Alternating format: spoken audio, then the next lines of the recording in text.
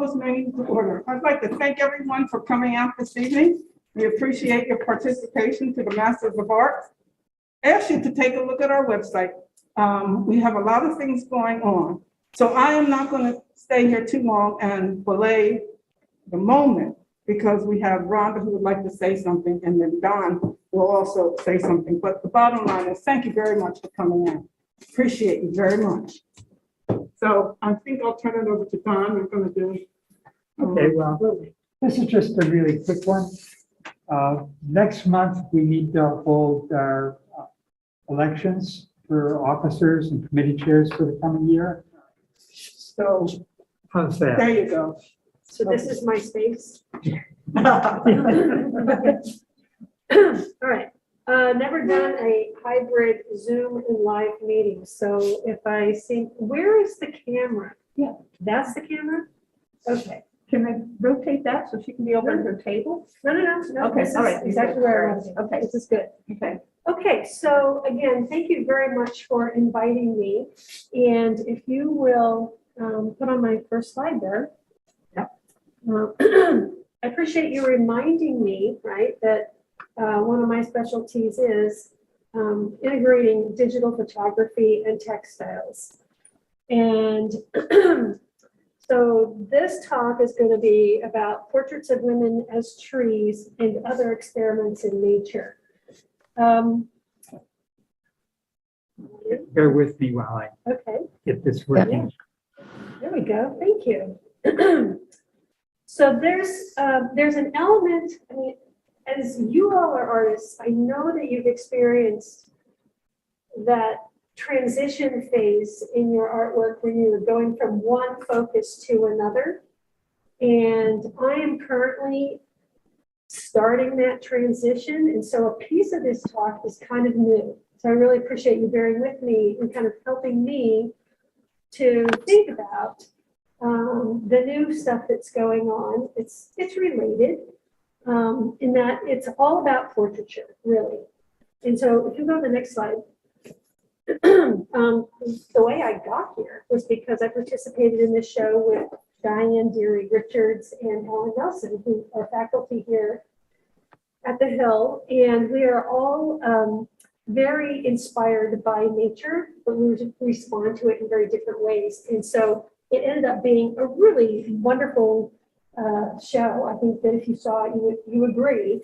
I thought it was really special, and yes, I'm biased. Oh well. But the pieces that I brought to the table were these pieces that I call portraits of women as trees. So something like this and like this.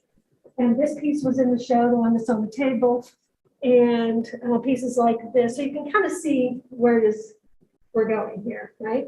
And if you go to the next slide, I'm going to talk a little bit about where did this weird idea come from? You know, why is Libby putting dresses on trees? And where is it going? And a little bit about why I think portraits are still important and still worth doing, and that they're not just an exercise in personal ego. So you'll go to the next slide. Where did this come from? So as I was growing up, I mentioned a little bit earlier that my mother was an artist and we moved a lot. And she took me to a lot of art galleries, a lot of art museums. And looking back, there's a few things that stick out. But what absolutely sticks out and has been kind of in my mind since I was a child was land art. And Diane Richards talks about her work and talks about herself as being a land artist. And so the first people I became familiar with was Christo and Jean-Claude. And these are a couple of examples of their work in Little Bay in Australia and the Rifle Canyon curtain. And so then looking back, why do you think I put things around trees, right? So I didn't know, I didn't really get it. But if you go to the next slide, I recently came across this project that they did in 1998. And I was reading about it a little bit just the other day. And they were very environmentally sensitive in that, you know, they said, you know, well, we're going to do this in the winter time because we don't want to disrupt the natural pollination cycles that go on. We don't want to tear any leaves off the trees. So they were very thoughtful about nature in that regard. And the next slide, one of my other influences is Andy Goldsberg. And I think you can see obviously how he chooses to interact with nature, manipulate nature, to enhance nature, to embrace nature, to be in nature.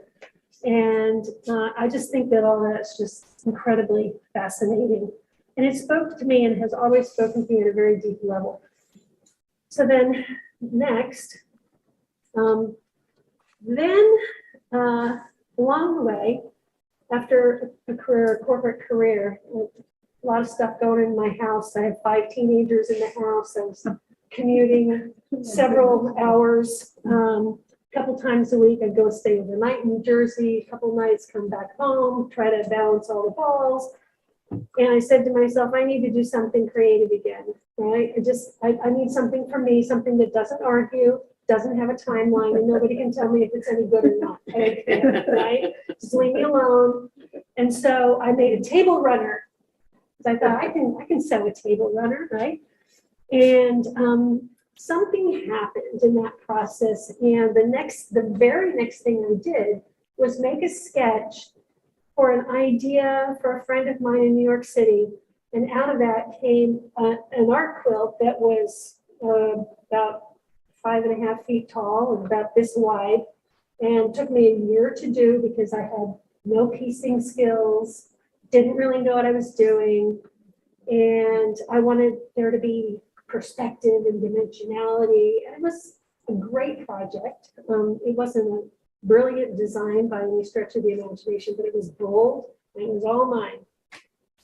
And I thought, whoa. So then I started looking at art quilts, like I brought this catalog along, started looking at art quilts, because by then I'd heard that term. And I was just, I was blown away by this concept of an art quilt. And in a little bit of, in one regard, it's a little bit unfortunate that anybody uses the word quilt in the same sentence as this art, because I think people get distracted by what they'll call the craft aspect of it, when in fact, every painter, every photographer, there is an element of craft and skill to their work, whether you're pushing fabric under a sewing machine or pushing around paint on a canvas with a brush. You got to have skill, you got to have craft, and you've got tools. So what's the big deal? There's a piece, there's a woman in this year's AQ exhibit. She said when she was in art school, her professor, she started making art quilts, they're modern art quilts with a lot of imagery. And her professor said, you need to stop this because it's not art. And she said, why not? And he said, because it doesn't elicit an emotional response. Oh, dear. Fortunately, she's a very strong woman. She did not let that stop her. And she does fabulous work. So that's all to say, I started to become aware of what you could do with textiles and stitching and stuff. So I go to this show and I see this. This is 72 inches long, 28 inches tall, and from where we're sitting, no one would ever call that a quilt. But it does meet the definition for that society of an art quilt because it is layered and stitched. And all of those little things in there are little holes that she painstakingly put in there. And I think she probably sewed the bejesus out of it and then started cutting holes in it. Incredibly beautiful stuff. And that just sort of opened the whole connection to nature, a direct connection to nature with me and with textiles. Next, please. So, so one day, as Mary Pratt says, the reality comes first, the symbol comes later. But one day I'm sitting out on my back porch, this is my reality, and it was winter time, there's snow on the ground, there's this bare tree, a dogwood tree sitting right there off the back of my porch. And I'm looking at it and I take a deep breath and I look at that tree and I say, that tree's got a lot of attitude, right? Standing there right like that. And I thought, So I go and I get my camera and I walk around the neighborhood taking pictures of these trees, not really knowing what I was going to do with them, but I was looking for the attitude. And so that's kind of where it started. From there, the thought process went, well, if I take them back to my computer and take all the background out, there'll be these figures with their attitude on a white backdrop, like models at a photo shoot. And then I thought, well, what do models need? Models need clothes, right? So it just kind of, and that process literally was like 2.5 years. So it took a while. And sometimes these great inspirations that you have and directions that you change into, and new things that you start working on, it takes a while. And I think that's why sometimes we talk about slow art, because we have to engage with all these things. We bring in a lot of different inputs over a long period of time, and it gels. And then one day, all the tiny little ahas start to form into something more. So next slide. So what I did was technically took a photograph, and I use Lightroom. A lot of people know Photoshop, but Lightroom is very similar. I cropped it out. I adjusted the exposure, the tone. I brushed out the background, which it really helps if it's snowy, because then you don't have to do it in grass. And then I use a printing service called Spoonflower, and I tend to print these large ones on cotton sateen. So Spoonflower provides cotton sateen on yardage that is 55 inches wide and as many yards as you can get your photograph to expand to, which is kind of interesting, right? So, and they print at 150 DPI. So that's all the numbers that you need to know to get that done. If you have a question about math, we can talk about that later. But I think I printed this on 2 yards of 55 inches wide, so it's big. Next slide. And I do a lot of little sketches to figure out what I want to put on them. And I did use Pinterest. I went and I have a board of hundreds of dresses. Flouncy dresses, sleek dresses, crossover bodices, empire waists, A-lines, sleeveless, not sleeveless, you name it, I've seen it. Prints, amazing prints, African style dresses, things with flouncy clouds of fabric. I even have a board on my Pinterest called WTF Clothes. The ones that, when I'm having a bad day, I go look at that board because they make me laugh out loud with crazy stuff. So I was thinking that this was going to be some kind of a queen-like thing. And so I take the print that's on fabric, and I do a lot of stitching around the trees, the branches. Okay, not a lot, an obsessive amount of stitching around the trees and in the background and in all these branches. It's craziness. And then I have fabric that I back with a fusible web. I'll take, well, now I use tracing paper and lay it out over the tree, trace it so that I get pattern pieces that I cut out of the fabric, then fuse it with an iron applique around it. This one was made out of a polyester that was had a kind of a flowery print on it. It was machine embroidered. And if you go to the next page, this is the process of putting it together. And this is the final product. Now, unfortunately, I don't really have a great photo of this because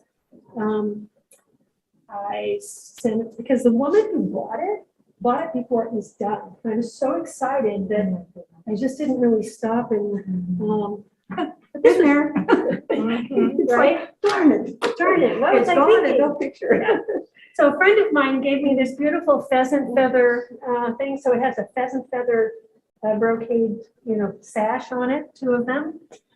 And so this was my first one, and it's called Her Majesty. There's a story behind that, but I'll tell you about that later if we have time. So the next one, I'm going to show you several of these. Here's another progression type. And so it starts off with the bare tree. And notice this little eye here. Next.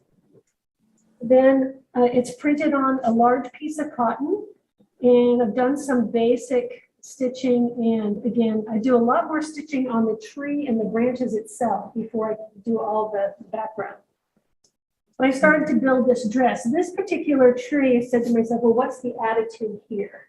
And it spoke to me and it said, well, this is kind of a very, rigid, straight, solid, kind of unmoving, not bending, not a lot, it wasn't really obvious. And I said to myself, okay, this person thinks that they're so solid, we're going to put them in motion. We're going to go to town, we're going to dance, whether you like it or not, And so I started building this dress and echoing the circle of that, well, call an eye, into this growing set of circles. Next slide, next button. So this one is not made up of one fabric, it's made up of hundreds of little pieces of different fabrics that I cut out in these little shapes. Next, it started to build this shape in this dress. And the next slide shows you the final one. So that one's called She Dances. So, and this one has gold brocade bangles on the arms. Wow. What I had in mind with this one originally was I wanted to find an African print and really try to imbue this with some rhythm and some real something that I couldn't feel from the tree. And I looked and looked, I couldn't find any African prints that were in a transparent organza. Now I know that I could take a photograph of a print.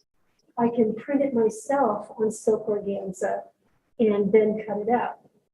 But this was a great solution at the time. Next.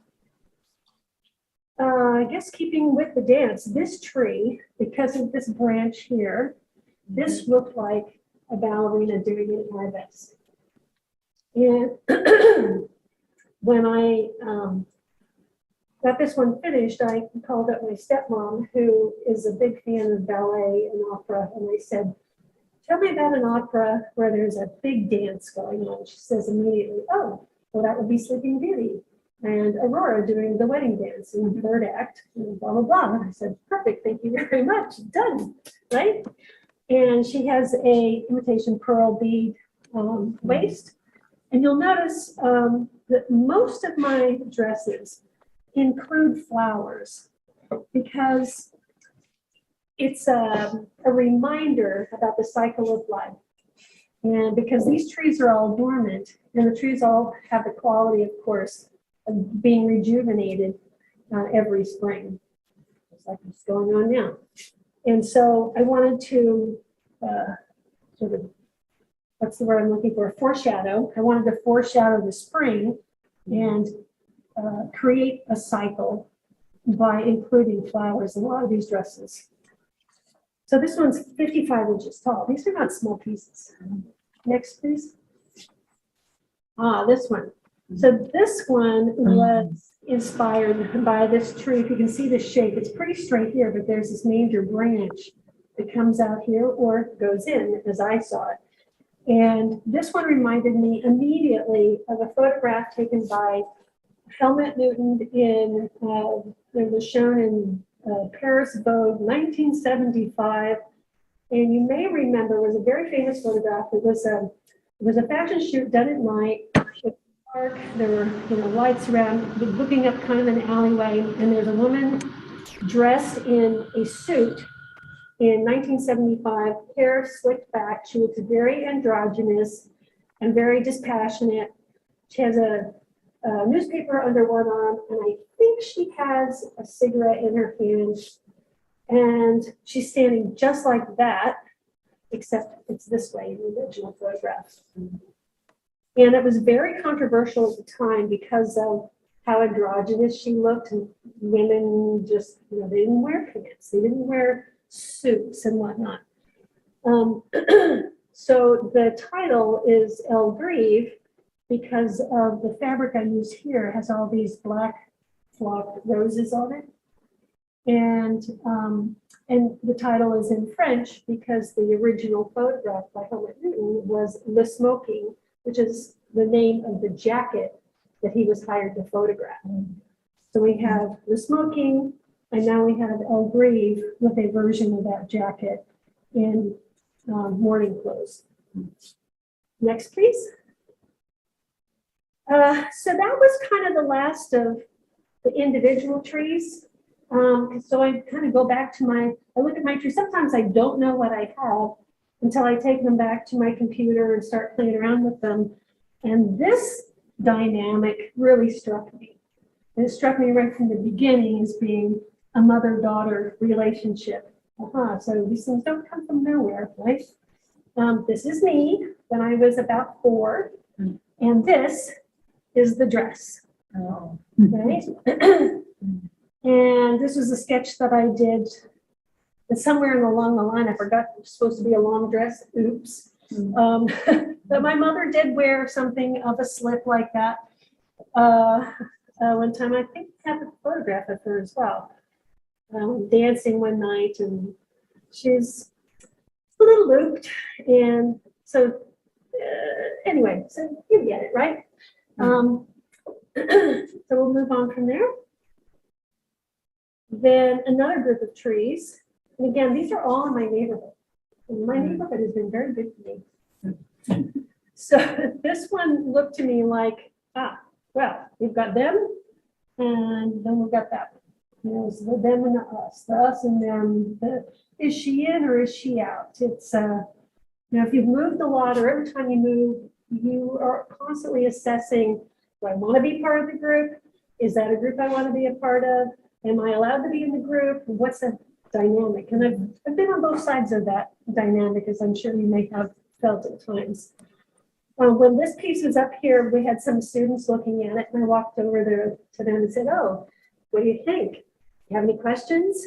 I had some some great questions, and one girl says, "Well, maybe she doesn't even want to be in there." I said, "Good. Thinking about role reversal, thinking about who is in charge here? Who's in charge of my life? Well, does this person even want to be in this group? Maybe." And then another girl said, "Well, maybe they want to be more like her." But A+, my work is done. Yes. Next. Now this,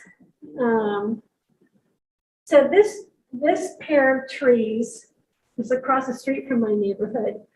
And I saw this and I thought, oh my God. And I showed the photograph, just the photograph without any of the clothing or anything on it. I showed it to a friend of mine. She looks at it and her eyes get really big and she goes, "Oh my." I said, "Well, that's what I thought." I was kind of embarrassed about this because of the way that I put myself in a way into these pieces. Because I thought it looked extremely provocative. And I had a friend of mine say, "Well, it just looks like they're close friends." I'm like, oh, okay, so there's a whole range here of receptivity to that image. And this has actually been one of my most popular pieces, which surprises me to no end. So I guess I'm pretty modest as a person, you know? But this is a really beautiful piece. And you may notice that as we've gone along, some of the background is starting to creep in. And of course, earlier on, my brother, who he's an architect, and he'd look at my trees and he goes, "Libby, why do none of your trees have head or have feet?" I said, "Well, Steve, they don't even have heads. Why are you worried about the feet?" So there have been some great discussions. Next. This was a little experiment in taking one tree and then making symmetrical or mirror images of them. So this one was flipped this way, and then both of them were flipped down. So they're also in the bottom. And this was printed on 4 different pieces of fabric. So you see the little imperfection in my matchup here. Oh, well. But this is sisters. And, sisters may be far apart, but they're forever intertwined with the head and at the foot. I think. So the mismatch kind of makes sense. Thank you very much for that. Yeah, Yes, we're gonna go with it. Excellent. So, yeah, that one's only 12 by 12 inches. Next. Oh, wait, I just want to point out, so this is a tiger print. And then I used this little silk, I don't know what you even call that, but it's silk and it has this grid on it as the underskirt. Looks like there's a tiger in his cage. Right. Okay. Next. Ah, yes. Then this is the only tree that I've worked on that has not been in my neighborhood. And I wanted to show this to you because this is the one that got into the AQE show. And it's not very large. In fact, when I went into the show to see the opening, it's the smallest piece in the entire show. And it was in the main room with all these really big pieces. And there's this little tiny piece that's tiny. So that was kind of surprising. So unlike all the other trees, this tree, where the body of the portrait is made up of the trunk and the branching arms, and so the focus is really right in here of the attitude. This tree is set up a little bit differently. So the trunk is down here, and then it has these main branches, and then it's been terribly heavily pulled, and all these suckers have come out of the top. And these suckers look very frenetic, very active, a lot going on there with all these meaty branches there. This said to me, party in a tree. There's a lot going on. I was thinking a lot of activity, maybe some debauchery, maybe some ritualism, cult. It was just seemed very outlandish to me. And I was really excited about it, but I didn't do anything with it for 2 years. And so in the next slide, when I was in Sicily, I also went to the Palermo Contemporary Gallery, and there was a guy showing there named Enrico Robusti, and he does these scenes of people in everyday situations like having dinner, being in a dance, but they're all imbued with this crazy energy and these wild distortions of perspective and color and movement, and some of them are frankly kind of scary. And I thought, okay, there's an energy there that I want to try to capture. Then I found this other artist in the next slide named Anna Park. And Anna Park is she's a young woman, and she has, if you look back at her portfolio, she has a beautiful online site, and she has incredible skill. So when you look at her early work, you say, oh, that is a very classically trained woman who knows she can draw anything. Unbelievable. And then as you get closer to 2018, you see something happening. And by 2019, she's doing these wild scenes, all in black and white, very large, relatively speaking. They're 43 inches tall. And there's these crazy things going on. And she gives them these ironic names like parent-teacher conference. And I just think it's very humorous. And dark at the same time. Now, this Enrico Robusti and this was kind of the energy that I was going for. And so the piece that was passing around is called Party Favors. I'm going to go to the next slide. It's called Party Favors. And I wanted to show you the back because I wanted to pat myself on the back, I guess, for all the obsessive stitch work that goes on in these pieces. So this is the back, and you can see all the stitching that I do around the trees and the branches and the background. And believe it or not, the dresses and the clothing is in there somewhere, but I don't think you can see it too much. So the front on the next slide is this. So that's party favors. All right, next. A little bit of detail for you. So I don't think I necessarily got it wasn't terrible. For me, I don't think I was as successful as I hoped to be to convey a sense of wild abandon or debauchery or a lot of activity. A lot of that came out of the tree itself in the background. But there is this dichotomy between sort of the young lady on the left-hand side who is represented by the flowers and in this kind of girlish dress you might call the symbol of naivete. And then on the right, there's a woman who's a little bit more sophisticated, and they are bracketing these two guys in the middle. It's a cool piece. It's really different. I was surprised that it got into the show. My first thought was not, oh, I'm so happy. It was, wow, this is going to be an interesting show. Jurors like that. So, all right, next. Okay, so, looking back at all these things, at all these portraits of women in trees, I can see aspects of my life or manifestations of parts of my life in all of those pieces. And so I'm fessing up, and yeah, there's an element of self-portraiture in those pieces. I mean, these things didn't come out of a vacuum, right?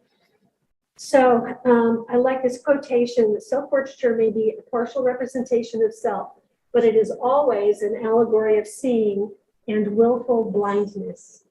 We make choices when we represent things.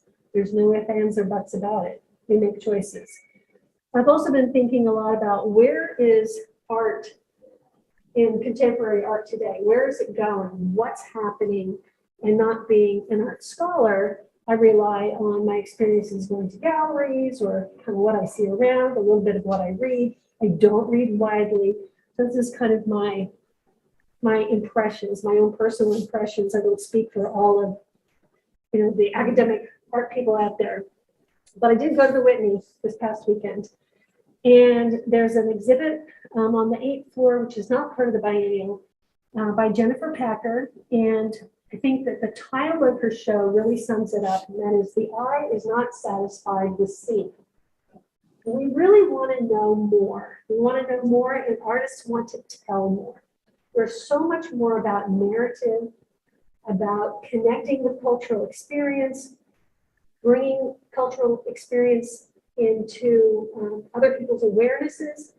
And the biennial itself, if there ever was a great example, it's an example of an artistic display of awareness, acceptance, and action in contemporary American art. And I will note that I've never been to a show that had more video presentations. It's more than just what you see on the wall or hanging from the ceiling. Now you can go into a dark room and watch a video, and there are fans going at you. So they're making not just something for the eye, but it's become a physical, a tangible experience. Very, very interesting. And as my work has been going on, I've been thinking, okay, well, if I just kind of get out of, I'm kind of over myself. I'm a little bit sick of myself. You ever get sick of yourself? And I've been thinking, okay, well, what in the contemporary world do I relate to and be passionate about? And I am very passionate about water, and I'm very passionate about climate change. And those are things that are not, I'm privileged to not really be impacted by them dramatically on an everyday basis. And I know that's not the case for everybody, but this is something that I have an interest in and an interest in engaging in artistically. So I want to talk a little bit about that and where the art is going. So if you go to the next slide. So I started looking outside of my own neighborhood and looking outside of my own direct experience and thinking about, so I live out kind of on the way to Morgantown. And if you drive out farther, you are, I'm sure you all know, there's all these beautiful farms out there. And as you go along, you often see the Mennonite and Amish women have hung their laundry on the laundry lines. And when the first time that I saw this tree, I thought, well, this is absolutely a laundry line situation going on here. And so I had planned to put on some black and blue, lavender, and rose-colored laundry of some shape. And as I thought about that and talked to some friends about how it was going to be a laundry line, and then I did all this quilting in the background, and I thought, it wouldn't be a really good balance to have blues and blacks with this particular palette. But I said, this is going to be women's work. This is about women's work. And somebody said to me, well, it's a stereotype. I don't think you want to go there. And you know, my mistake in listening, it's women's work. But someone else said, oh, I love the palette. You know, it's a very Wyeth-like palette. I said, okay, well, then it'll be Wyeth's laundry, you know, fine. But that statement about the palette did help me to choose these sort of airy-fairy sheets with all their flowers. And then, of course, here's the working woman. It's still her laundry, and she's still doing it, and she's still working. Next, did this one. I was thinking, okay, let's try to separate from the personality of the tree so much. As you see, there's just a trunk here. And I was taken with these diagonal shadows, and I thought I could do something abstract here. And I thought about sails of some kind that were going to connect the tree to the shadows. And I was sketching away, and it wasn't really working for me, but I kept going. And this is what I ended up with. And at the same time, I was part of Studio Art Quilt Associates, and this was a year ago. And there was a woman who gave a phenomenal talk about appropriation of the artwork of Indigenous peoples. And she was specifically talking about Australia and the Aboriginal art, but she also had experience in working with people in all countries. And so she was very passionate about appropriate referencing and so on. And so I said to myself, okay, you know, let's be an adult here. I didn't even know who the Indigenous people were who lived in my neighborhood where I now live. So I went and looked it up. And I thought, well, I would like to incorporate something, a reference to the Running Lenape or the Delaware Valley people who lived in this area. And so I looked through pictures of their textiles, and there's a motif, and you can't see, you can see it better here. There's a motif that comes out in their ribbon work that I have loosely adapted for this purpose.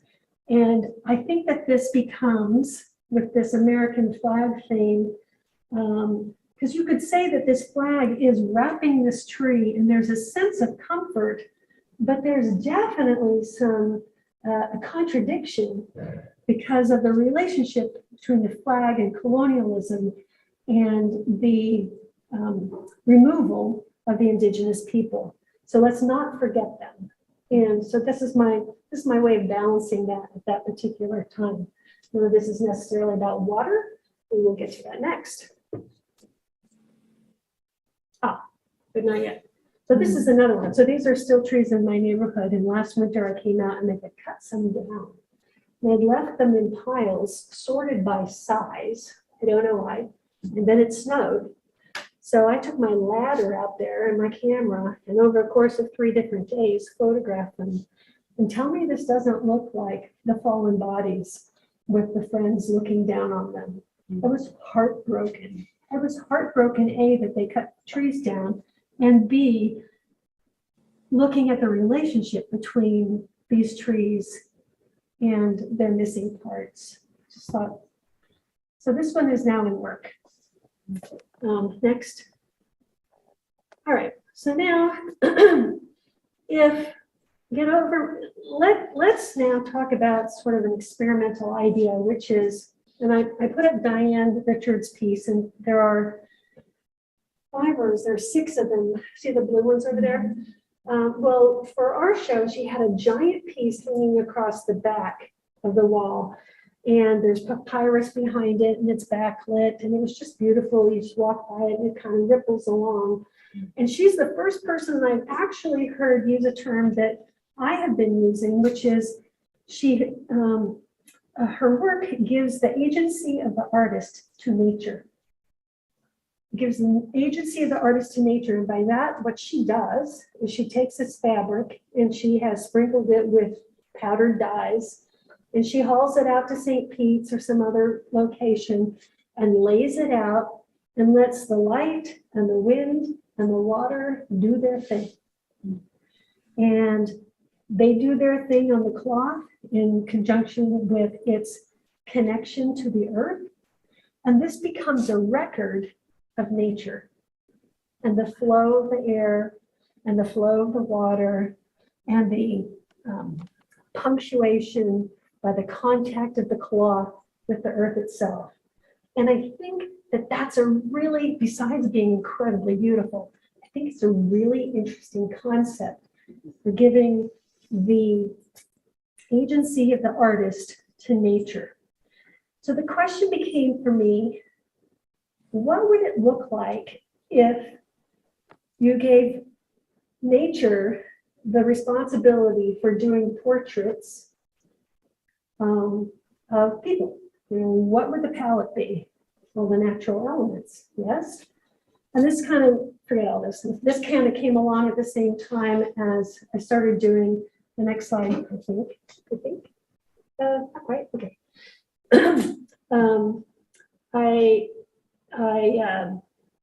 So there was this big thing that fell in the bottom of the pool, and it looked really gorgeous. So the following summer or so, I asked my stepson to jump in the pool with all his clothes on and sit in the chair while I took photographs of him. He's a really good sport. And I love these photographs. I love them because of the, well, I've come to call the capricious interplay of the natural elements. And this is sort of a start of a series that looks at, it's basically a satire on domestic life in the context of climate change and flooding caused by global warming. Now, of course, this is a very clean flood, but it does help you to see this figure. And when we think about what the role of artists in creating awareness, acceptance, and action, that has to be an important part of that is empathy. And how do you teach people, or how do you create empathy in people who don't have any empathy for what you're interested in, right? Or for your own personal experience or whatever it is. And I think that one of those answers is you have to enable them to see themselves in that situation. So it's no mistake, it was no accident that he had on a Brooks Brothers shirt, tie, pants. He's got a baseball cap on backwards, and he looks like, you know, middle-class person sitting on a chair and maybe watching television, but something else is going on here, and he's clearly in incredible denial, right? In my eyes. And I was working on this piece, and I was stitching, I like to say I was stitching the crap out of it. You know, all this stuff is going on. And I got to here and I realized I forgot to tell him to put his shoes on. And I thought, oh, well, this is a happy accident, because I decided the title would be, Yes, You Will Need Your Shoes. Yes, you will need your shoes when there's global flooding. Yes, you will need to be prepared. Didn't you hear me when I told you you needed to get ready? Didn't you hear that? So this is kind of tongue in cheek, and it's beautiful, and it is odd, but it's also meant to be, can you see yourself in this situation? What is this situation? Oh, so that's my thinking a little bit there. Next, please. I'm going to skip this one. Let's go on. I also was taking photographs of myself. We'll call those shadow portraits or shadow selfies. And I love this piece because of the dichotomies between the light and the dark, the light and the shadows. the black and white versus the color. These are all little studies of water in color. The water and the hardscape, the motion, the rigidity, the angles versus no angles. So as a composition, I'm pretty taken with this. But I think that it's also an interesting entry into the idea of a portrait created by nature with the tools of the natural elements. So it's an indirect portrait, right? I think that that's important because I don't think that nature cares what our faces look like, but the nature sees how we have projected onto itself. So these are my thoughts. They're all still very much in development, but this is kind of what's going on in my little head. The next one. This is another example. This was a similar size, 58 inches tall. And there's a story about the imagery. We'll save that for another time. But again, we're looking at sort of the capricious interplay of the natural elements, light, water, air, wind, causing shadows and all these other things, creating these great images. So next. So I have a friend named Karina Alvarez de Lugo. She's Venezuelan. She's a teacher up in Connecticut. And she posts these little shadow selfies, she calls them, on Instagram all the time. And I was going through Instagram and I come across this one and I said, oh my God. I love the composition of this photograph. Love it. I love the triangular dynamic here. I love the horizontal lines. I love the color. And it's all about it's earth. And I thought, okay, wait a minute. What if these portraits by nature, what if we fill out all the natural elements? So I've got 2 or 3 of the water ones. And now we've got a couple of earth ones. And this is where this one is going. So the next step is that I've taken pictures of stones and taken them back to the computer. And then they're going to be arrayed on this piece like so. The reason that they're in an arc like that is because it is a reference to the Venezuelan flag. If you're familiar with the Venezuelan flag, the arc actually goes this way, but the politics have turned completely upside down. And today, and she's furious about this, there are 8 provinces, not 7, because the government stepped in and basically said, okay, now we're gonna have another one. And I don't remember how that other one was brought in, but I don't think it was pleasant. So she's quite upset about that. I think this is, and I brought the start of this one so that you can see it.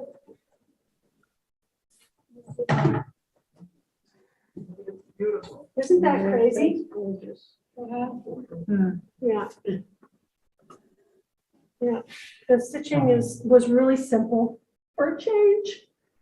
And if you look closely, I also created a little deviation here to show where she's holding the camera. That may or may not, oh yeah, it'll show. So it doesn't have the rocks on it yet. And there will be 7 different rocks, not just that one repeated, but this was my working copy to get her buy-in on how I thought we should do that part. She and I have been collaborating pretty closely on the whole thing. And the next one, please. Oh yeah, so I played a lot around with the positioning of the stones. She said, no, I like the first one. I said, okay, next. She gave me another photograph as well. And this is a photograph of cacao leaves. And because she went on a trip to, I'm sorry, I don't remember where, South America or Central America. And so I have this one printed, same size as this, and I'm in the process of stitching obsessively around all those leaves. And then there will be a discussion about what to put in an array, what the array shape will be. Am I going to include something like this, or maybe an individual leaf in these, or maybe a tree? I don't know, to be determined. Stand by. So these are in a way kind of studies of nature, nature studying humans. indirectly again. We've talked about how to do this in ice, check, got that one. We've talked about doing it with fire, a little bit difficult, can't really throw a shadow on a fire. But we've had students involved with us helping to brainstorm ideas. And some of them involve having the fire department involved. Not going to do that. So we're working on it. And I think that might be the last slide. You go to the next one. Oh, yes. All right. So at the end of the day, so I have to justify, why I go up to my studio and spend all my time up there. And since I do work with portraiture, I asked myself, okay, well, why is this important? I found this great quotation from Robert, in this book that he curated called Narcissus in the Studio, Artist Portraits and Self-Portraits. And he curated a collection from the Philadelphia Academy of Arts collection of portraiture. Fantastic book. And he wrote a wonderful essay. This quote was, self-portraiture can be an attempt to define identity, but it also contributes to a larger sense of the world, one individual at a time. And I think that that's really important. I can't solve the problems of the world, but I am still connected to them. And I'm one individual at a time, just like each of you is. So I think that's why we keep going, right? All right, so, and that would be the last slide then, next. All right, so thank you very much. And these are 3 large pieces.